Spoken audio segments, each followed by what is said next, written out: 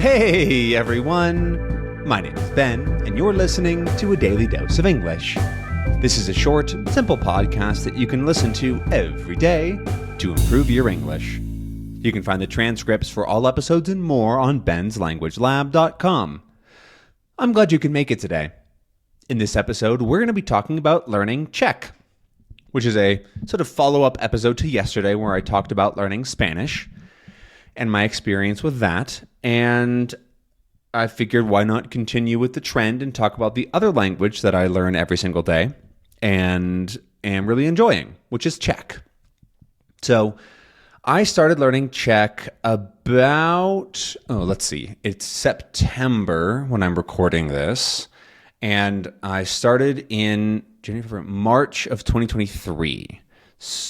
Yes, because now it's 2024. So a whole year was in March. Then I had April, May, June, July, August, September. So 6 more months. So about a year and a half I've been learning Czech. So yeah. And it's been going really, really well.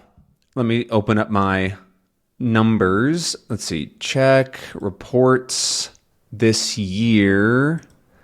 Looking at my time that I've spent on Czech, which is this year I've done 664 hours, and last year I did about 450. So 450 plus that 6 would be 1,114, I think, something like that. 1,114 hours or so. Well, let's call it 1,111 because that's a fun number. So that's about how long I've been learning Czech, and it's been going really, really well. So, a bit of background on Czech, if you've never heard of it or don't know much about it. It is a Slavic language spoken in Europe, in pretty much one country, the Czech Republic or Czechia. Slavic languages are languages like Russian, Czech, for example, Polish. There are a bunch of languages in this family that are relatively related, or actually they're quite related and have a lot of similarities, whether it's in grammar, words, sounds and pronunciation, that sort of thing. There are different languages, right? So if you speak Czech, you can't just understand and speak Russian, but there are similarities. You go, oh, that word is the same, or that word's really similar, or something like that. However, Czech does have a mutually intelligible language, which is where mutually intelligible is where they are both understandable to each other. So mutual is basically together or between people, right? And then intelligible is just understandable. And so Slovak is a language spoken in Slovakia, which is considered a different language, but it is basically the same as Czech. It has different pronunciation, different spelling, but basically everything else is the same. The grammar is really similar, and Czech speakers can just understand Slovak and talk to them, and Slovak speakers can just understand Czech speakers and talk to them.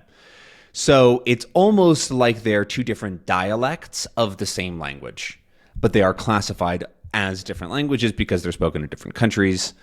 In fact, there are some dialects within the Czech Republic that sound about as different as Slovak does. So it's really it's sort of like with English, how there's Australian English and American English.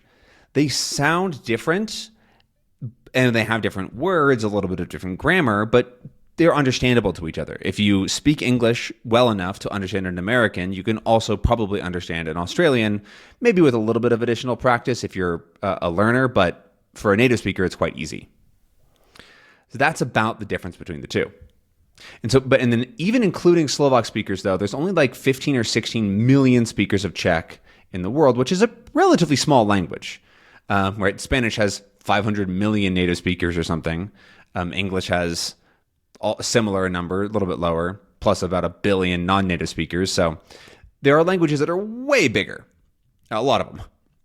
But it is still really cool to learn kind of because of that, right? It's big enough to have a lot of people that speak it, have a lot of media, have a lot of interesting things.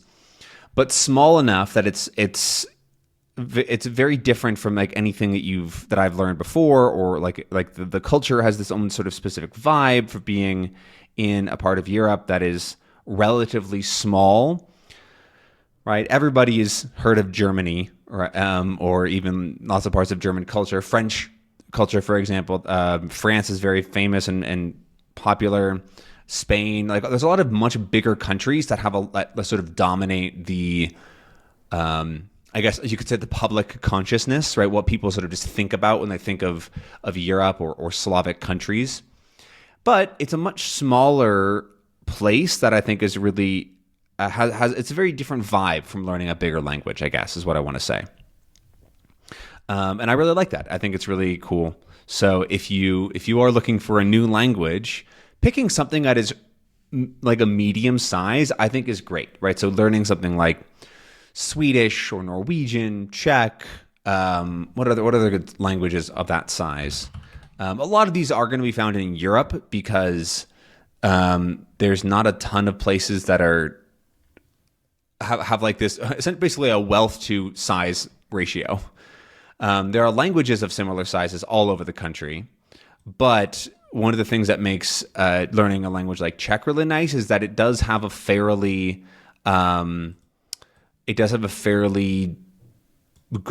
basically just a good economy, relatively speaking, which makes it a lot more available. There's a lot more resources, that sort of thing. I don't really know how else to explain it. So some other examples from Europe could be like Slovenian, Croatian. I think there's even like in that area a bunch of languages that are basically the same. I think they call them like essentially one language because it's just spoken in a different country. Romanian would be interesting. I think that's a Romance language, so it's more related to things like French and Spanish, but it has a lot of influence from Slavic languages. So there's a lot of different words in there. Greek is another relatively popular one, which has a really cool script. It has just a lot of history. That would be an interesting language to learn. So like focusing on these not forgotten about countries, but like in the maybe Western consciousness, right? People don't really think about Romania that much unless you're from the surrounding countries or have a family connection or something. And so that can be a really cool way to get to learn about a different culture that I don't really know how to explain it. It's a little hard. I'd be curious to know if you have either speak or have learned a language with between like 10 and 50 million people who speak it, what your feeling is on it. Although I wonder how many people speak Romanian. I wonder if it's more than 50 million. Romanian. I actually have no idea how many people speak the language or even live in the country. You could tell me just a completely random number and I'd be like, all right, I believe you. Oh, 25 million. So yeah, I'm about right. 25 million is right in that size of small, medium, but definitely not large languages and definitely not tiny. So yeah. Anyways, I'm rambling at this point. I want to talk a bit about Czech because it is a very interesting language, like linguistically. So there's a lot of cool stuff going on in Czech that makes it pretty unique, actually. One of the, I guess, obvious things is the phonology, the way that words are made. So like a lot of languages in the area, Slavic languages, there's lots of consonants, right? So, for example, a word like the number 4 is just čtyři, right? And that has a lot of going on in it, right? There's a lot of these consonants, and that makes it sound pretty unique, first off. Then it also has some cool sounds, right? So it has this sh sound, which is a different sound than r, sh, r. And that also is a very unique sound that does not exist in very many languages at all. In fact, if I go to Czech language on Wikipedia, we can look up the sound, the phonology. Where's this sh sound? So it's this voiceless alveolar trill sound. So it sounds like it exists in Czech, Norwegian. It looks like Polish does have it. Some dialects, rather, it says. It's not all dialects. And then like Silesian. Where is that? I don't know. Silesian. Huh. Oh, it's spoken in Upper Silesia, influenced by German. It's like in that same area of the country. It's also a Slavic language. So yeah, there's basically no languages that really use this sound. And most of the languages that do, it's like a small dialect of, it's not like its own sound. Even Slovak doesn't have this sound. They just use r for everything. So čtyři would be instead of čtyři, although I don't actually know if that's how you say four in Slovak. It's just an example. Anyways, so that is a pretty unique feature of Czech, which sounds cool. I really like. And there are also these, I can't phrase words. There are also these syllabic consonants where an R takes up a vowel sound, basically. And so, for example, prst, so P-R-S-T, prst is finger, right? Prst, or skrs is through. There's actually a tongue twister, which is strč prst skrskrk, which is stick your finger through your throat. But it doesn't have vowels in it, right? Strč prst skrskrk, because it just uses r, which is also really interesting. There's plenty of words like this. It's not that common, right? So not all sentences are like that. But you can find plenty of words that don't have any vowels in them, which is cool.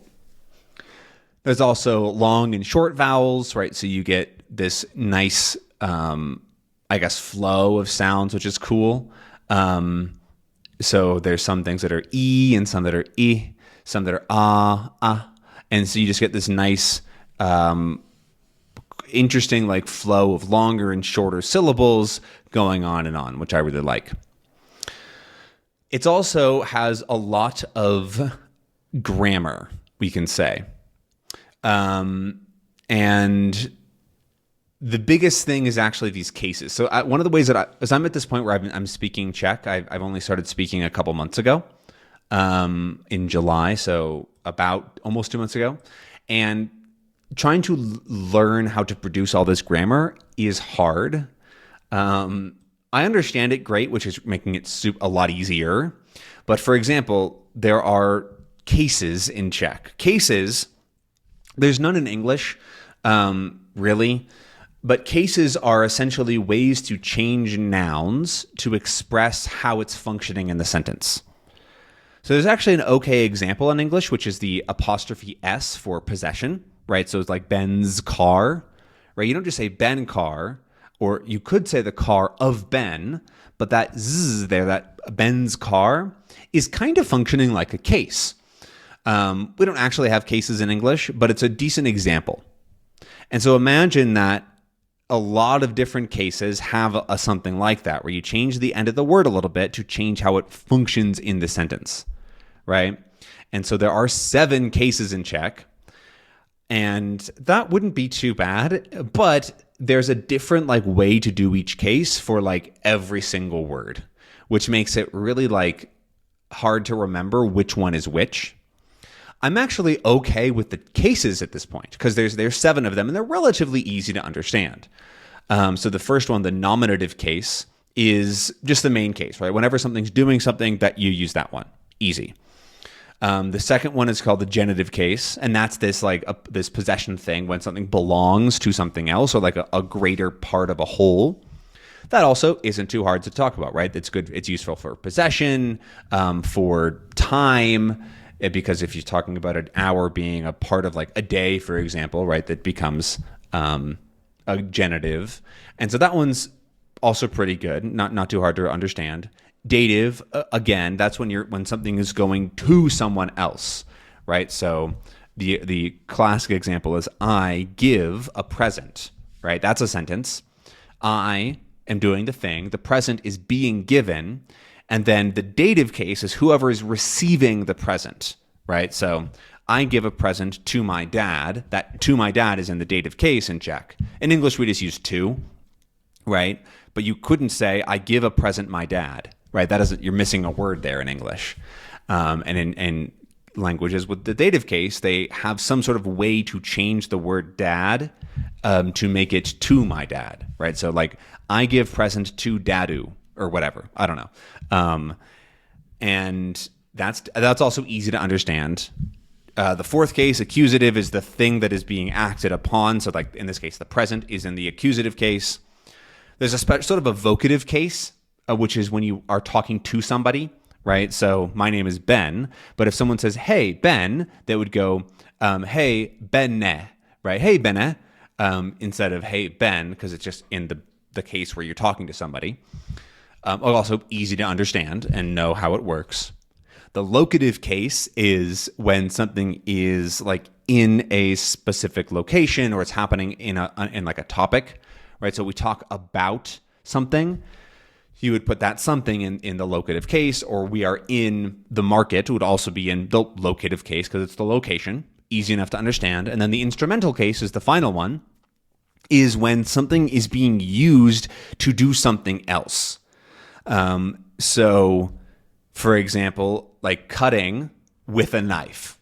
In Czech, you could just say, I cut vegetables knife, right? But it would be in the instrumental case, right? I cut vegetables knifem. And that just means that it's the way that the thing that you're doing is the instrument is being used, right? Understanding that is actually pretty easy. It makes sense. You go, oh, okay, sure. Yeah, you use this case to say that it's being used to do something. Awesome. The problem that I have is that I don't know how to turn each word into a different case because there are so many different ways to do it.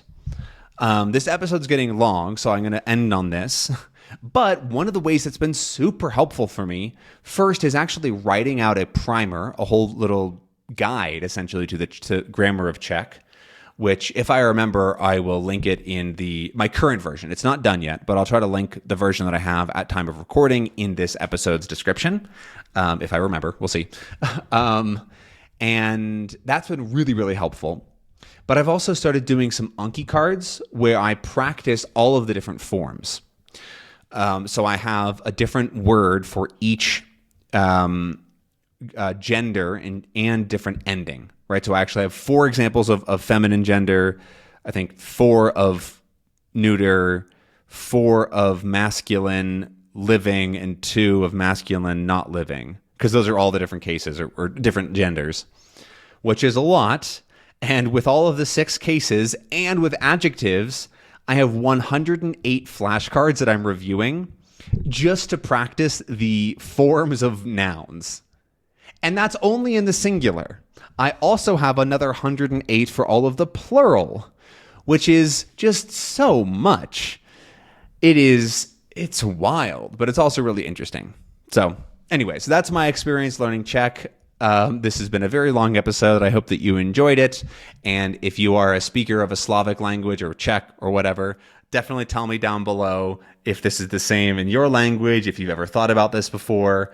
Because I know that it's definitely easier if you just already know how to do it. But yeah, anyways, that's all that I have for today.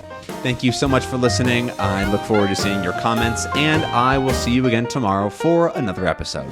Have a good one. Bye-bye.